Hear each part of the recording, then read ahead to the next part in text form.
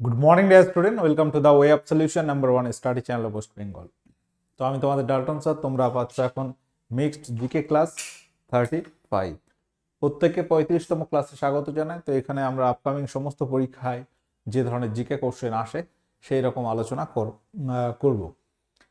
তো আমাদের যে ক্লাস রুটিন রয়েছে তোমরা এক ঝলকে দেখে রাখো। এখানে ফেব্রুয়ারি মাসে আমাদের এই ক্লাস রুটিন কিন্তু চলছে। এখানে আমার ক্লাস তোমরা পাচ্ছ সকাল 8:30 থেকে। ওকে, এবং অন্যান্য কখন কোন স্যারের ক্লাস হয় এখানে রুটিনে রয়েছে, একবার দেখে রাখো। এবং Telegram the way of solution official verified Telegram গ্রুপে প্রত্যেকে কানেক্ট থাকো। সমস্ত ক্লাসের লিঙ্ক নোটিফিকেশন তোমরা টেলিগ্রামে পাচ্ছ। পাশাপাশি আমাদের TWS একাডেমি অ্যাপ আছে, এখানে পেড কোর্স করানো হচ্ছে। যদি কেউ ভর্তি হতে চাও অবশ্যই তোমরা TWS একাডেমি অ্যাপ ডাউনলোড করো এবং সেখানে গিয়ে তুমি পারচেস করতে পারবে। ওকে, তাহলে আমরা প্রশ্ন আলোচনা শুরু করছি। প্রথম প্রশ্ন, একটা সহজ কোশ্চেন দিয়ে আমরা শুরু করলাম। তো আকবর, মুঘল সম্রাট আকবর মনসবদারি ব্যবস্থা কবে চালু করেন? বলো, সঠিক উত্তর এখানে কি হবে? মনসবদারি প্রথা। আচ্ছা, এই মনসব কথাটির অর্থ কি? এটা কিন্তু পরীক্ষায় আসে। মনসব কথাটির অর্থ কি? মনসব কথার অর্থ হচ্ছে পদমর্যাদা। পদমর্যাদা। তো এই মনসবদারি ব্যবস্থা আকবর চালু করেছিলেন 1577 সালে। ওকে, তো বর্তমান এখনো কিন্তু এই যে পদমর্যাদা ব্যাপারটা রয়েছে, যেমন বিভিন্ন পরীক্ষায় থেকে গ্রুপ সি, গ্রুপ ডি, তাই না, বা পুলিশের পরীক্ষায় কনস্টেবল, এসআই, তো বিভিন্ন যে পদ রয়েছে, তো সেই পদের ব্যবস্থা চালু করেছিলেন সম্রাট আকবর 1577 সালে। তো আকবর সম্পর্কিত প্রচুর কোশ্চেন পরীক্ষায় আসে। যেমন আকবর ইবাদত খানা প্রতিষ্ঠা করে কত সালে? বলো, আকবর, মুঘল সম্রাট আকবর ফতেপুর সিক্রিতে ইবাদত খানা প্রতিষ্ঠা করে। ইবাদত খানা প্রতিষ্ঠা করেছিলেন কত সালে? প্রতিষ্ঠা করেন কোথায় সেটা প্রশ্ন আসে। ফতেপুর সিক্রি, ফতেপুর সিক্রি, এটা হচ্ছে 1575 সালে। 1575 সালে। ওকে,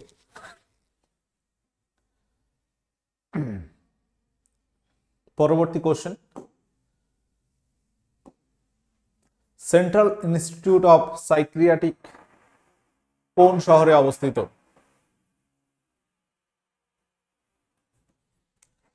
সেন্ট্রাল ইনস্টিটিউট অফ সাইকিয়াট্রিক কোন শহরে অবস্থিত? পুনে, মুম্বাই, গোয়ালিয়র, রাঁচি। বলো, সঠিক উত্তর কি হবে? সেন্ট্রাল ইনস্টিটিউট অফ সাইকিয়াট্রিক অর্থাৎ মনোবিদ বা মনোচিকিৎসার জন্য আর কি যেটা আছে সেটা কোথায়? রাঁচিতে রয়েছে। ঝাড়খণ্ডের রাজধানী রাঁচিতে রয়েছে। বিশুদ্ধ জল যে তাপমাত্রায় জমে যায় সেটা হলো কি? বিশুদ্ধ জল যে তাপমাত্রায় জমে যায় কি হবে? তো তো পদার্থের অবস্থার পরিবর্তনের কথা যদি আমরা বলি, বর্তমানে আমরা যদি দেখি পদার্থের কটি অবস্থা আছে? 5টি অবস্থা রয়েছে। নর্মালি কঠিন, তরল, গ্যাস, যেগুলো নিয়ে আমরা কথা বলি। পাশাপাশি একটা রয়েছে অতি উচ্চ তাপমাত্রায় যেটা তৈরি হয় প্লাজমা অবস্থা, এবং খুব নিম্ন তাপমাত্রায় অতি তরল অবস্থা, যেটা বোস আইনস্টাইন বলা হয়। তো যাই হোক, তো জল জমে বরফ হচ্ছে কত ডিগ্রি সেলসিয়াস, বা এখানে ফারেনহাইট রয়েছে। দেখো, কোশ্চেনটা কিন্তু খুব ইজি, বাট তুমি অপশানে গিয়ে কিন্তু ধরা খেতে পারো।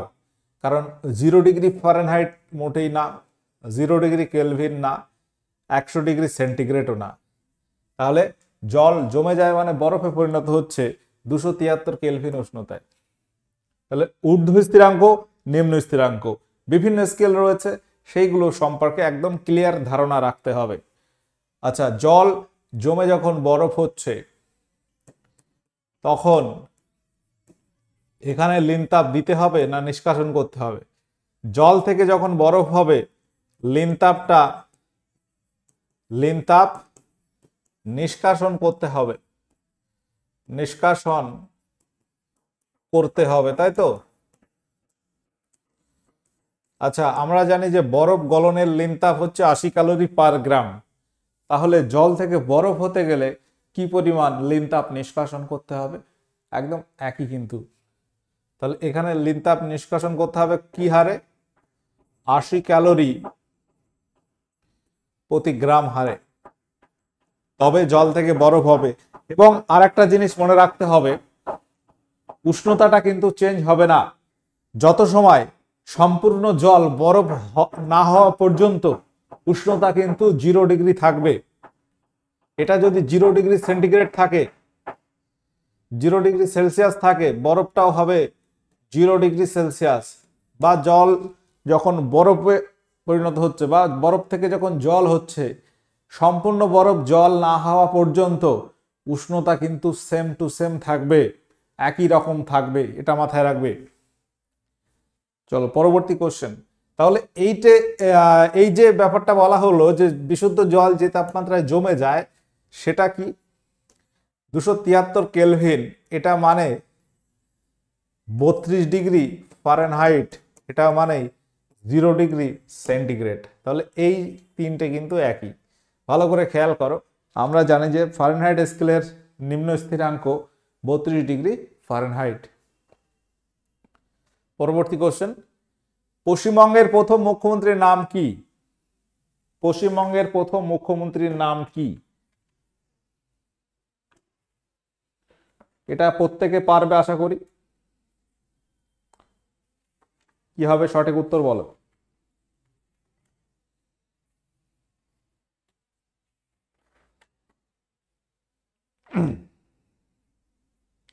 সঠিক উত্তর হবে প্রফুল্ল চন্দ্র ঘোষ।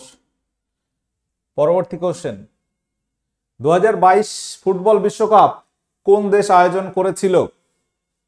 দেখো, পরীক্ষা বিভিন্ন রকম ভাবে প্রশ্ন ঘুরিয়ে ফিরে আসতে পারে। তুমি হয়তো সামনেটা ভাবছো, পিছনেটা দিতে পারে।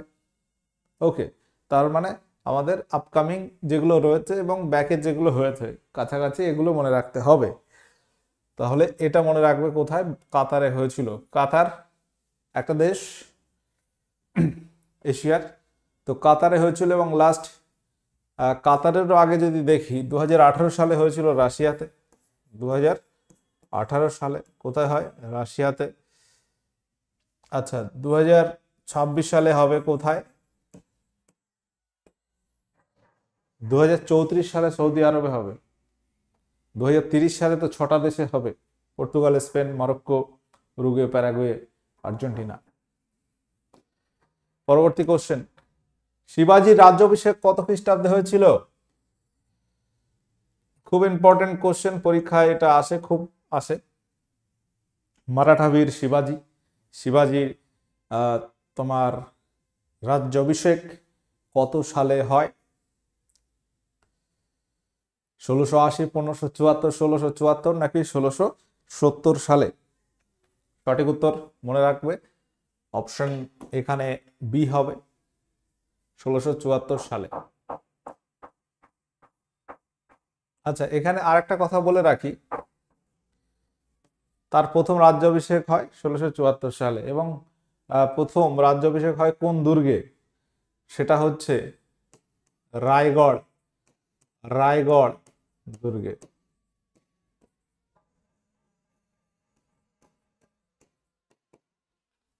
পরবর্তী কোশ্চেন, শিবাজি সম্পর্কে আবার একটা কোশ্চেন। 1665 সালে আমরা জানি মুঘল সম্রাট ঔরঙ্গজেব, মুঘলদের সঙ্গে শিবাজির একটা চুক্তি হয়, যেটা কি ইতিহাসে আমরা পুরন্দরের চুক্তি নামে জানি। তো এই পুরন্দরের চুক্তি স্বাক্ষর করেন কার সঙ্গে? তো সরাসরি ঔরঙ্গজেব না, ঔরঙ্গজেবের যারা সেনাপতি ছিল তাদের সঙ্গে এই তোমার সন্ধিটা হয়েছিল, এবং সেই সেন্সে আমরা যদি দেখি শায়েস্তা খাঁ, জয় সিং, আফজল খাঁ, হায়দার খাঁ, এই 4টে অপশনের মধ্যে সঠিক উত্তর নির্বাচন তোমাকে করতে হবে। তো শিবাজি 1665 সালে যে পুরন্দরের সন্ধি হয়েছিল, এটা হচ্ছিল ঔরঙ্গজেবের সেনাপতি জয় সিংহর সঙ্গে। অপশন বি মনে রাখবে। তো এই জয় সিংহের পুত্র, তার নাম ছিল রাম সিংহ। রাম সিংহ একবার শিবাজিকে তো মুঘলরা গ্রেপ্তার করে, তো এই রাম সিংহ শিবাজিকে পালাতে সাহায্য করেছিল। এটা পরীক্ষার প্রশ্ন আসে যে শিবাজিকে মুঘল দরবার থেকে পালাতে সাহায্য করেছিল কে, সেটা হবে রাম সিংহ। আচ্ছা, পরবর্তী কোশ্চেন, শিবাজি সম্পর্কে আর একটা কোশ্চেন, শিবাজি প্রবর্তিত পতাকার নাম কি? এটাও খুব ইম্পর্টেন্ট একটা কোশ্চেন। পতাকা, শিবাজি যে পতাকাটা তোমার চালু করেছিল, সেই পতাকা একটা নাম ছিল, সেটা কি? ত্রিশূল, মারাঠা, ভাগবা ঝান্ডা, নাকি কোনোটি নয়? বল সঠিক উত্তর এখানে কি হবে? প্রত্যেকে সেশনটি লাইক শেয়ার করে দিও এবং শেষ পর্যন্ত দেখতে থাকো। সঠিক উত্তর এখানে মনে রাখবে অপশন সি হয়ে যাবে, ভাগবা ঝান্ডা। খুব ইম্পর্টেন্ট কোশ্চেন, নোট করবে। পরবর্তী প্রশ্ন, মাদুরাই। মাদুরাই কোথায়? দক্ষিণ ভারতে, তামিলনাড়ুতে পড়ছে। কাদের রাজধানী ছিল?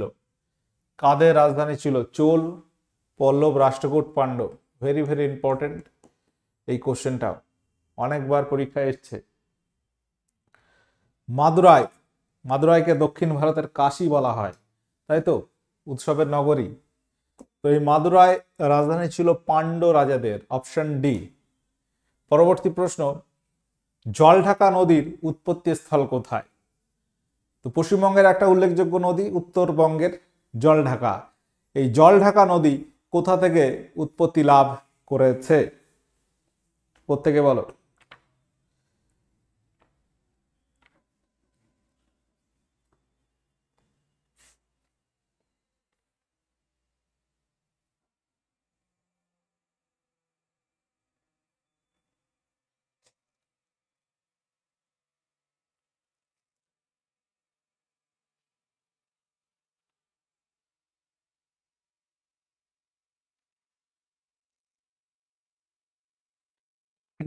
তাহলে এখানে সঠিক উত্তর কি হবে? সঠিক উত্তর হবে অপশন অপশন সি হয়ে যাবে সঠিক উত্তর। সিকিমের বিদ্যাং হ্রদ থেকে জলঢাকা নদী উৎপত্তি লাভ করেছে। এবার তোমরা বলবে যে সিকিমের জেমু হিমবাহ থেকে কোন নদী উৎপত্তি লাভ করেছে?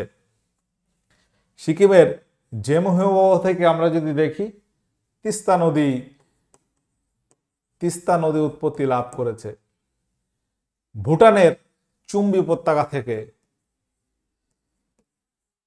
ভুটান সিকিম সীমান্ত চুম্বি উপত্যকা থেকে কোন নদী উৎপত্তি লাভ করেছে? এটা মনে রাখবে, তোরসা, তোরসা নদী উৎপত্তি লাভ করেছে। এবার তোমাকে যদি প্রশ্ন করা হয় যে এই জলঢাকা নদী কোথায় পতিত হয়েছে, পতিত হয়েছে, বলো রাইট অ্যান্সার কি হবে? অর্থাৎ জলঢাকা নদী পতনের স্থল কোথায়?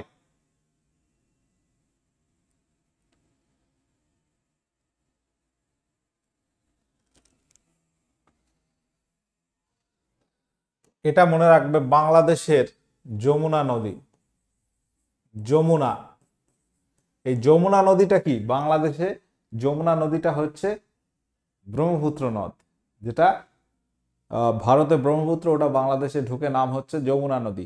এই যমুনা নদীতে পতিত হয়েছে। তিস্তা, তোরসা সবগুলো এই যমুনা নদীতে পতিত হয়েছে, যেটা হচ্ছে বাংলাদেশে।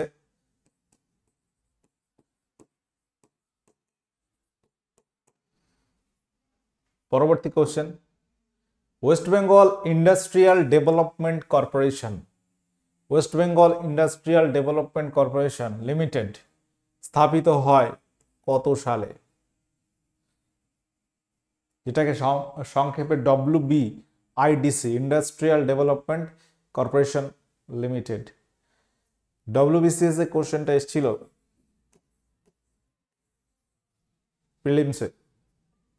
আচ্ছা, এখানে সঠিক উত্তর মনে রাখবে 1967 সালে, অপশন এ। পরবর্তী প্রশ্ন, পরিবেশ দ্বারা নিম্নলিখিত কোন ধাতু আক্রান্ত হয় না? তো এই প্রশ্নটা বহুবার করানো হয়েছে ক্লাসে। তো এই জায়গা থেকে কোশ্চেন রয়েছে, বিভিন্ন ধাতু সম্পর্কিত কোশ্চেন আছে, এবং এই গোল্ড বা সোনা থেকে প্রশ্ন আসে। সোনা এর সংকেতটা কি পরীক্ষায় এসছিল AU। এটা কিন্তু আমরা বহুবার ক্লাসে করিয়েছিলাম। কিছু কিছু জায়গা রিসেন্ট WBP বিভিন্ন পরীক্ষায় কিন্তু বিভিন্ন ধাতুর তোমার বা ধাতু কল্প হোক, যাই হোক, অধাতু হোক, সংকেত দিচ্ছে। লোহার সংকেত আমরা জানি, লোহার সংকেত Fe, রূপ হবে Ag, তামা Cu। পাশাপাশি আরো যেগুলো প্রশ্ন হয় আমি একটু দেখাচ্ছি। আচ্ছা, পরিবেশ দ্বারা ধাতু আক্রান্ত হয় না, এটা হচ্ছে সোনা। সোনা রিলেটেড আর একটা প্রশ্ন হয়, সেটা হচ্ছে সোনাটা হচ্ছে সবচেয়ে নমনীয় ধাতু। কি ধাতু? নমনীয়।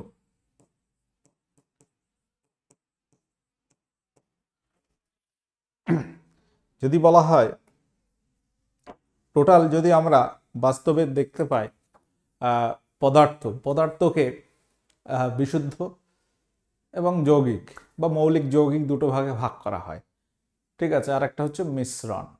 মৌলিক পদার্থের আবার 4টি ভাগ আছে, যদি বলি ধাতু, অধাতু, ধাতুকল্প, আর একটা হচ্ছে নিষ্ক্রিয় পদার্থ, যেমন নিষ্ক্রিয় গ্যাস। এরকম 4টে শ্রেণীতে ভাগ করা হয়। তো তার মধ্যে আমরা যদি ধাতু কল্পের কথা বলি, বলতো ধাতু কল্পের উদাহরণ কি আছে? ধাতু কল্পের এক্সাম্পল কি আছে? আর্সেনিক। ধাতু কল্প হচ্ছে যে সমস্ত উপাদানের মধ্যে ধাতু অধাতু উভয়ের গুণ আছে, উভয়ের বৈশিষ্ট্য আছে, সেগুলোকে আমরা ধাতু কল্প বলি। আর্সেনিকের সংকেত কি? AS। AS। এইবার গন্ডগোলটা লাগবে অ্যান্টিমনিতে। অ্যান্টিমনি এর সংকেত কি? এর সংকেত কি বলতো? এর সংকেতটা হচ্ছে SB, ঠিক আছে, SB। তো এইগুলো মনে রাখতে হবে। ওকে, তো অনেক ধাতু রয়েছে, যেমন zinc Zn, phosphorus P, potassium K, অধাতু, ধাতু অধাতু মিলিয়ে কথা বলছি। তোমরা এগুলো নিশ্চয়ই পরীক্ষায় এসেছিল। পটাশিয়াম একবার এসেছিল, পটাশিয়াম, এটা হচ্ছে কি হবে? ফসফরাস, ফসফরাসটা কি হবে? P হবে। যদি বলা হয় দস্তা, মানে জিঙ্ক Zn হবে, ঠিক আছে। যদি বলা হয় তোমার সিলিকন,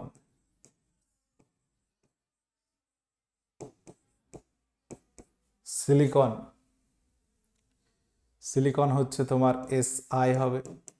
ওকে, তো এইগুলো আমাদের মনে রাখতে হবে। যদি বলি আর্গন, আর্গন হচ্ছে Ar। রেডন যদি বলি, এই রেডনটা মনে রাখতে হবে, রেডনটা হচ্ছে Rn। জেনন,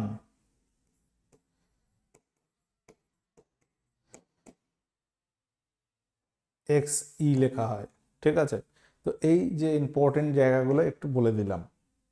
আচ্ছা, পরবর্তী কোশ্চেন, ইটাই রোগ প্রথম কোন দেশে দেখা যায়? ইটাই রোগ, এটা কি ঘটিত রোগ? এটা আমরা জানি যে ক্যাডমিয়াম দূষণে ইটাই রোগ হয়। এই যে ক্যাডমিয়ামের সংকেত কি? C D স্মল, ঠিক আছে। ইটাই রোগ, এটা প্রথম জাপানে দেখা যায়। আচ্ছা, জাপানে দেখা যায় ইটাই রোগ। যদি বলি মিনামাটা রোগ প্রথম কোথায় দেখা যায়? মিনামাটা, যেটা পারদ দূষণে হয়, মিনামাটা রোগ,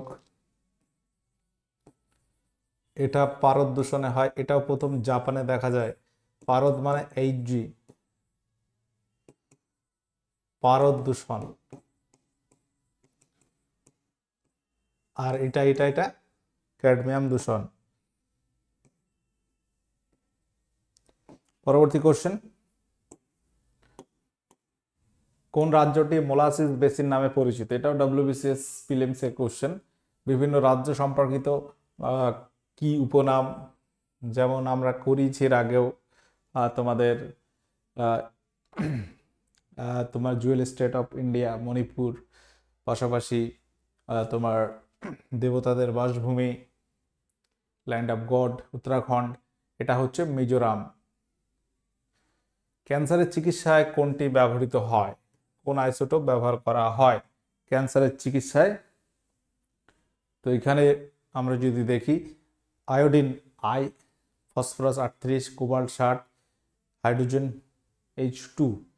তো ক্যান্সারের চিকিৎসায় যে আইসোটোপটি এখানে ব্যবহার করা হচ্ছে কোবাল্ট 60। এছাড়াও যদি দেখি ফসফরাস 32, ফসফরাস 32 এই আইসোটোপ ব্যবহার করা হয় ব্লাড ক্যান্সারের চিকিৎসায়, ব্লাড ক্যান্সারের চিকিৎসায় ব্যবহার করা হয়।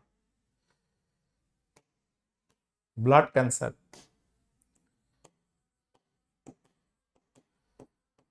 চিকিৎসা ক্ষেত্রে বেশ কিছু আইসোটোপ কিন্তু প্রয়োজন হয়। কিছু তেজস্ক্রিয় উপাদানও ব্যবহার করা হয়, তেজস্ক্রিয় রশ্মিও ব্যবহার করা হয়। পরবর্তী প্রশ্ন, চৌসাদ যুদ্ধ কত সালে হয়? চৌসাদ যুদ্ধ এটি কত সালে হয় বলো? চৌসা, এই যুদ্ধটা কাদের মধ্যে হয়েছিল?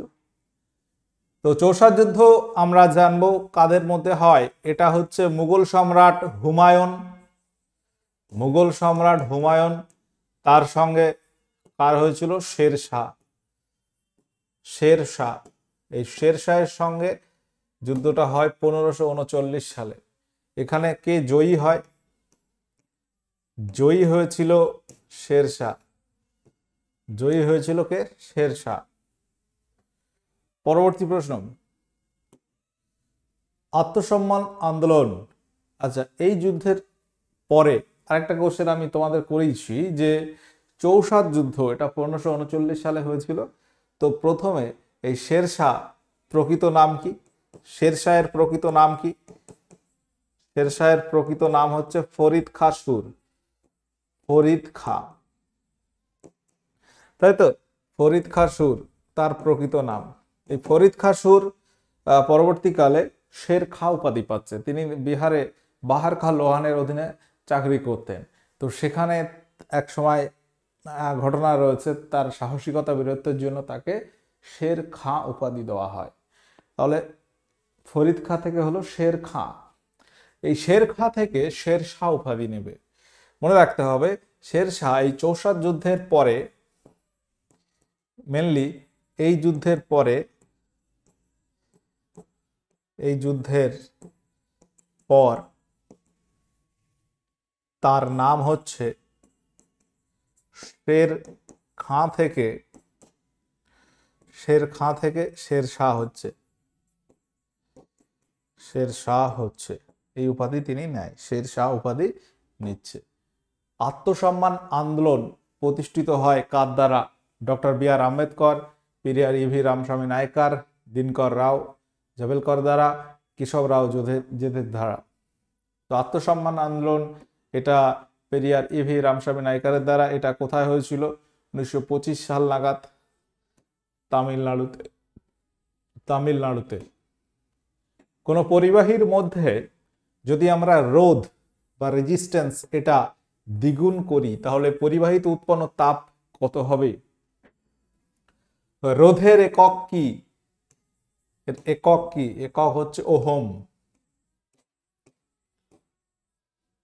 এর সংকেতটা কিরকম? এরকম হেডফোন টাইপের সংকেত, তাই তো?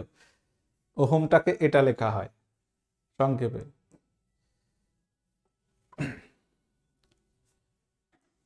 তো বিজ্ঞানী ওহম এই রোধের ধারণা দিয়েছিলেন, তাই তো?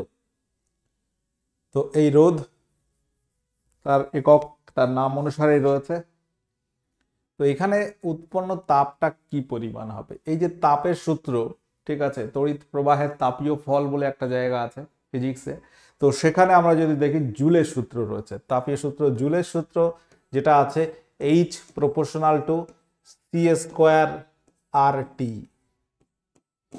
এখানে সিটা হচ্ছে কি, সিটা হচ্ছে প্রবাহ মাত্রা, প্রবাহ বা তড়িৎ প্রবাহ, আর হচ্ছে রোধ, আর টিটা এখানে সময়। তাহলে তুমি কি বাড়াচ্ছ, রোধ বাড়াচ্ছ।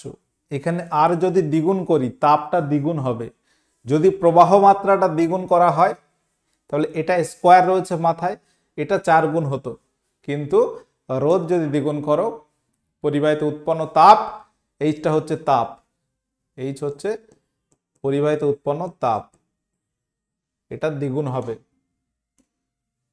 বলো ইউপিএসসির বর্তমান চেয়ারম্যান কে রয়েছেন, ইউপিএসসির বর্তমান চেয়ারম্যান?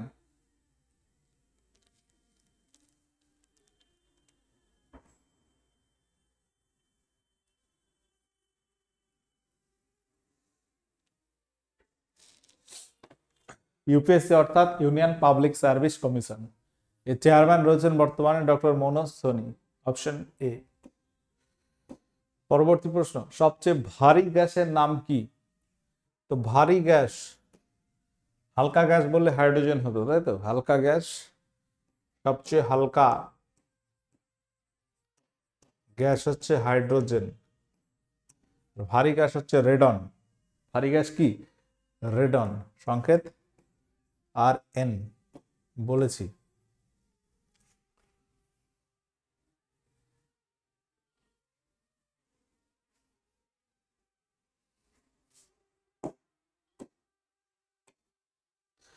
তো প্রত্যেকে তোমরা যারা কানেক্ট আছো একটু দেখে রাখো, আমাদের ডাব্লিউবিপি 2024-এ একটা ফাউন্ডেশন ব্যাচ লঞ্চ করা হয়েছে। এটা আমাদের ফাউন্ডেশনের ক্ষেত্রে যদি বলি, ডাব্লিউবিপি ফাউন্ডেশনের সেকেন্ড ব্যাচ। তো সমস্ত বিষয়ের এখানে সিলেবাস ভিত্তিক ক্লাস তোমরা পাবে, বিষয়ভিত্তিক mock test, live record class, সোম থেকে শনি ক্লাসগুলো পাবে। প্রিলি এবং মেন্স এই দুটো জায়গা তোমাদের কভার হয়ে যাবে একটা ব্যাচেই। 5 মাসের একটা কোর্স হবে, লাইভ ক্লাস রেকর্ডেড ক্লাস মিলিয়ে তোমরা সমস্ত ক্লাসগুলো পাবে। তো 15ই ফেব্রুয়ারি থেকে ব্যাচটা শুরু হয়েছে, মানে কিছুদিন হলো। তো প্রত্যেকে যদি নিতে ইচ্ছুক হও, যদি তুমি ক্লার্কশিপ পরীক্ষাও দাও, মনে করো এই ব্যাচটা নিতে চাও, আগে নাও নি, এই এখন নিতে পারো, কারণ এখানে আমরা সমস্ত বিষয় সিলেবাস ভিত্তিক ক্লাস করাবো, যেখানে জিকে পাশাপাশি ম্যাথ, রিজনিং, ইংরাজি সব জায়গা কভার করা হবে। তো নিশ্চিন্তে তোমরা এই ব্যাচ নিতে পারো। ওকে, এবং এনএম জিএনএম এর একটা ব্যাচ অলরেডি ক্লাস চলছে, এখনো 1 মাস হয়নি, ক্লাসটা শুরু হয়েছে। এনএম জিএনএম পরীক্ষা রয়েছে জুলাইয়ে, ফর্ম ফিল আপ এখনো হয়নি, হবে। তো জুলাই এক্সাম কিন্তু ডেট নির্ধারিত হয়ে গেছে, জুলাইয়ের মাঝামাঝির দিকে হবে, ডেটটা এই মুহূর্তে মনে পড়ছে না, যাই হোক, তো জুলাই মাসে মাঝখানের দিকে হবে। তো এনএম জিএনএম এই যে পরীক্ষা, এইটা দিয়ে তুমি কি চাকরি পাবে? বিভিন্ন নার্সিং ফ্যাকাল্টি রয়েছে, যেগুলো হসপিটাল, সরকারি হোক বেসরকারি হোক, বিভিন্ন জায়গায় তুমি চাকরি পাবে, সরকারি চাকরি পাবে। এবং এটা কোনো সায়েন্স ব্যাকগ্রাউন্ড লাগে না, ছেলে মেয়ে উভয় কিন্তু কোর্স করতে পারে, ঠিক আছে, এটা মাথায় রাখবে। তো আমাদের হেল্পলাইন নাম্বার এটা, যদি কোনো জিজ্ঞাসা থাকে অবশ্যই ফোন করে জানতে পারবে। এবং টোটাল ক্লাসগুলো কিভাবে কিভাবে হবে, তোমরা আমাদের অ্যাপে কিন্তু ক্লাসগুলো পাচ্ছ, TWS একাডেমি অ্যাপ, এটা তোমাকে ডাউনলোড করতে হবে। আচ্ছা, এবার আমরা বলছি যে রাজ্য পাবলিক সার্ভিস কমিশনের সদস্যদের নিযুক্ত করেন কে? বলো। ভারতের রাষ্ট্রপতি, প্রধানমন্ত্রী, রাজ্যপাল, এদের কেউ নয়, এটুকু তো মনে রাখবে, রাজ্যপাল। এটাও আগে একবার করিয়েছিলাম, আর কয়েকবার করিয়েছি, এটা ডব্লিউবিসিএস এর প্রশ্ন। আর তোমার ফাইটোপথোরা পালমিভরা এক প্রকার কি? এক প্রকার হচ্ছে ছত্রাক ঘটিত আগাছা নাশক, মনে রাখবে। নিম্নের করগুলির মধ্যে কোনটি কেন্দ্রীয় সরকারের এখতিয়ারভুক্ত? কেন্দ্রীয় সরকার কোন করটা নেবে? অনলি কেন্দ্র সরকার কর্পোরেশনের কর। Option A Scotland of east, প্রাচ্যের স্কটল্যান্ড কাকে বলা হয় বা পূর্বের স্কটল্যান্ড কাকে বলা হয়? এটা কাকে বলা হয়? মেঘালয়কে। আচ্ছা, নিম্নলিখিত কোনটি একটি জলজ ফান্ড? জলজ ফান্ড কোনটি? সঠিক উত্তর কি হবে? সালভেনিয়া। Option C. এগুলো তোমরা লাস্ট কটা এটা ডব্লিউবিসিএস পিওয়াইকিউ, ঠিক আছে, এগুলো আমাদের মনে রাখতে হবে, কারণ ডব্লিউবিসিএস বা অন্যান্য পরীক্ষায় কোশ্চেনগুলো পরীক্ষায় কিন্তু আসে। আচ্ছা, এটা তোমরা হোমওয়ার্ক করবে আজকে, এটা তোমরা হোমওয়ার্ক করবে। তো টোটাল 26 কোশ্চেন হলো, এবং তার সঙ্গে কিন্তু আমি একটা হিউজ আলোচনা করেছি বিভিন্ন কোশ্চেন রিলেটেড, যেগুলো পরীক্ষা আসার মতো। সেশনটি ভালো লাগলে লাইক শেয়ার করে দিও, এবং আমাদের the way of solution TWC academy চ্যানেলে ক্লাসগুলো পাবে। যারা নতুন আছো অবশ্যই সাবস্ক্রাইব করে নোটিফিকেশন অল করো, এবং TWC academy app play store থেকে ডাউনলোড করো। ওকে, এখানে আজকের আলোচনা এন্ড করলাম। সেশনটি যদি ভালো লাগে লাইক শেয়ার করবে, এবং কোনো প্রশ্ন থাকলে কমেন্ট করে জানাবে। ওকে, টাটা, বাই।